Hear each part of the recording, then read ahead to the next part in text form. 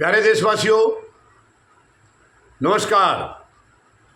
आज मैं प्रधानमंत्री महोदय से सीधा सवाल करता हूं, बिल्कुल टेढ़ा मेढ़ा नहीं, एकदम सीधा। क्या वो हिम्मत दिखाएंगे? मैं उनसे जो सवाल करने जा रहा हूं, क्या उसका जवाब देने की हिम्मत दिखाएंगे? अभी हाल में आपने देखा है, चुनाव आयोग पूरी तरह सरकार की गोद में बैठ करके उनके लिए फैसले लेता जा रहा है, उनके लिए सारी चुनाव में सुविधाएं दे रहा है। ये मैं नहीं कह रहा हूँ, ये मैं दोष नहीं लगा रहा हूँ, पूरा देश दोष लगा रहा है, अपोजिशन लगा रहा है। माननीय सर्वोच्च न्यायालय में ये केस सुनवाई पर चल रहा है, तो मैं कुछ गलत नहीं कह रहा हूँ। यानी चुनाव आयोग पूरी तरह से सरकार की गोद में बैठा है और ये पूरा अपने आप को आश्वस्त करके चलता है कि इसी पार्टी को चुनाव जितवाने हैं हमेशा। ये चल रहा है वहाँ पर, ये वहाँ पर चल रहा है काफ़ी लंबे समय से। इससे पिछले मुख्य चुनाव आयुक्त जो रिटायर हो गए उनका भी यही काम था और वर्तमान में जो बैठे इनका भी यही काम है। लेकिन कैसे भी है, सीना तान करके चुनाव आयोग हर चीज़ों की धज्जियां उड़ा रहा था। माननीय सर्वोच्च न्यायालय के आदेश को मानने से भी मना कर दिया था, लेकिन आखिर में वो मजबूर हुआ। माननीय सर्वोच्च न्यायालय के आदेश पर उसे सारी शर्तें माननी पड़ी जिसके लिए मना कर रहा था चुनाव आयोग। मैं आपको बात कर रहा हूँ जो SIR पर जो सुनवाई चल रही थी, आखिरी में चुनाव आयोग माननीय सर्वोच्च न्यायालय के आदेश के बाद या तमाचे के बाद राजी हो गया है कि वो जितने भी 65 लाख लोगों के नाम काटे गए हैं बिहार की मतदाता सूची से, उनकी उस सूची को वो वेबसाइट पर डालेंगे, पूरी तरह से पारदर्शिता के साथ डालेंगे, सबका कारण भी बताएंगे। वो एग्री हो गया, तैयार हो गया है, क्योंकि माननीय सर्वोच्च न्यायालय का जो तमाचा वहाँ से लगा था। चलिए, आखिर कम से कम चुनाव आयोग ने हिम्मत तो दिखाई है कि वो डालने के लिए तैयार हो गए। मैं प्रधानमंत्री महोदय से सवाल करता हूँ, प्रधानमंत्री महोदय, क्या 2 सूची आप भी डालेंगे? आप भी हिम्मत दिखाएंगे?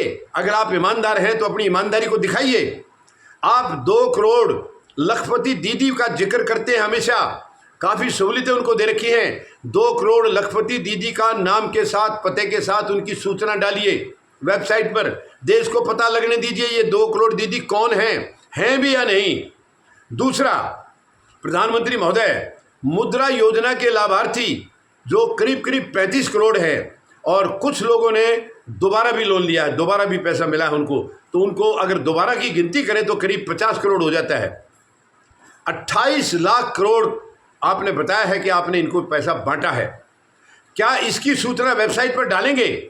प्रधानमंत्री महोदय, अगर आपकी छवि आप सही मानते हैं, आप खुद को ईमानदार मानते हैं, खुद को आप भ्रष्टाचार मुक्त करने की तरफ एक हमेशा अग्रसर अगर मानते हैं, तो डालिए इनकी सूची, डालिए इनके नाम वेबसाइट पर। ये पूरी तरह से साफ बिल्कुल पारदर्शिता के साथ डालिए कि ये 28 लाख करोड़ के जो लाभार्थी हैं वो फला आदमी हैं, ये उनका पता है, इस गांव के या इस शहर के वो रहने वाले हैं, ये पूरा पते के साथ आप डालिए। प्रधानमंत्री महोदय, ये मेरा चैलेंज है आपसे, चैलेंज है।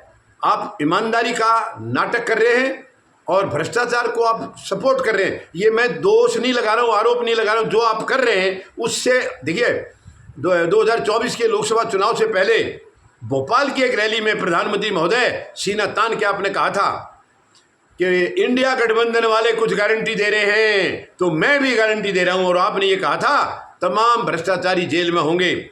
वहाँ पर शरद पवार के भतीजे अजीत पवार का आपने नाम लेकर के कहा था कि उनका 70,000 करोड़ का सिंचाई घोटाला है और उनको मैं जेल में डालूंगा।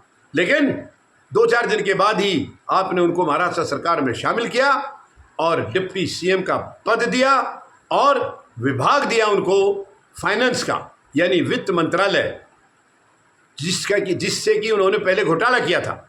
और मैंने उस दिन भी प्रधानमंत्री महोदय से सवाल किया था, वही सवाल आज फिर दोहरा देता हूँ। मैंने सवाल किया था, प्रधानमंत्री महोदय, डिप्टी CM के ऑफिस में जो वित्त मंत्री जहाँ अजीत पवार बैठे, मैं उस ऑफिस में गया, ये सच्चाई बता रहा हूँ, मैं उस ऑफिस में गया, चारों कॉर्नर में मैंने चेक किया, मुझे जेल की कोठरी कोई नहीं मिली, तो कौन सी जेल में डाला?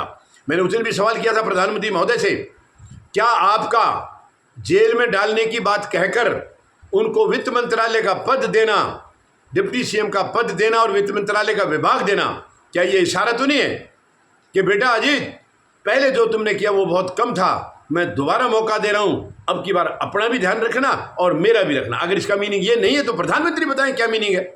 यानी आप जेल में डालने की बात कर रहे हो और वही विभाग दे रहे हो जिस विभाग से उन्होंने भ्रष्टाचार किया। तो प्रधानमंत्री महोदय, ये गोलमाल बात बंद कर दीजिए मेहरबानी करके। आप तो भ्रष्टाचार को लीगलाइज करने में लगे हैं। ये बहुत ही शर्मनाक है किसी देश के प्रधानमंत्री के लिए जो भ्रष्टाचार खत्म करने की बात करें और वो भ्रष्टाचार को लीगल कर दे। आज देश में ऐसा माहौल है, आप जितना मर्जी भ्रष्टाचार कर लो, कितनी भी करप्शन कर लो और आके बीजेपी में शामिल हो जाओ, आपका कुछ नहीं बिगड़ेगा। आपको कोई भ्रष्टाचारी नहीं कहेगा, आपका ईमानदारों की लिस्ट में नाम आ जाएगा। इससे ज़्यादा शर्मनाक और क्या होगा। ये देश के प्रधानमंत्री का काम ऐसा है। मैं कोई दोष नहीं लगा रहा हूँ, जो इन्होंने 11 साल में किया है, जो दिखा है, मैं वही कह रहा हूँ। अगर ये बातें आपको कहीं और से सुनने में ना मिली हो तो मुझे बताइए। कोई मैं अपनी तरफ से मनगढ़ंत नहीं बता रहा हूँ, जो इनका इतिहास बता रहा है। और अभी ये 2 करोड़ लखपति दीदी का मैं चैलेंज करता हूँ। और जो 50 करोड़ के करीब लाभार्थी हैं, चलिए 35 करोड़ आदमी है तो कुछ ने डबल लिया, वो जो 28 लाख करोड़ बांटा है वो पैसा कहाँ है, किस किस को दिया, कितना दिया, बताइए प्रधानमंत्री महोदय। डालिए इसको वेबसाइट पर, डालिए। अगर हिम्मत है, आपके सीने में अगर दम है, जो 56 इंच का सीना आप बताते हैं, तो डालिए वेबसाइट पर। मैं भी आपका दम देखना चाहता हूँ। देखिए, मैं इस देश का वरिष्ठ नागरिक हूँ, एक पूर्व सैनिक हूँ। हमने भारतीय सेनाओं के अंदर रहते हुए देश की सरहदों की रक्षा की है। तो देश के अंदर कोई भ्रष्टाचार फैलाता है या उसका सपोर्ट करता है तो दुख होता है हमारे सीने में। तो सवाल पूछने का मेरा अधिकार है, प्रधानमंत्री महोदय। बताइए, क्या आप डालेंगे वेबसाइट पर? चुनाव आयोग ने मजबूरी में कहीं न कहीं परेशानी के बाद हाँ किया है डालने के लिए, और वो 1-2 दिन में डाल देंगे। आप भी डालिए।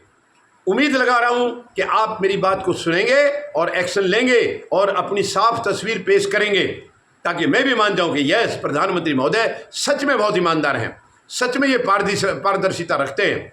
वो 35 करोड़ लोगों के नाम और पते और 2 करोड़ लखपति दीदी का नाम और पता डालिए वेबसाइट पर। प्रधानमंत्री महोदय, मैं इंतजार कर रहा हूं।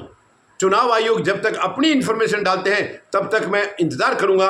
आप भी मेरी अपील के मुताबिक ये सब डिटेल डालेंगे। धन्यवाद। जय जवान, जय किसान, जय हिंद।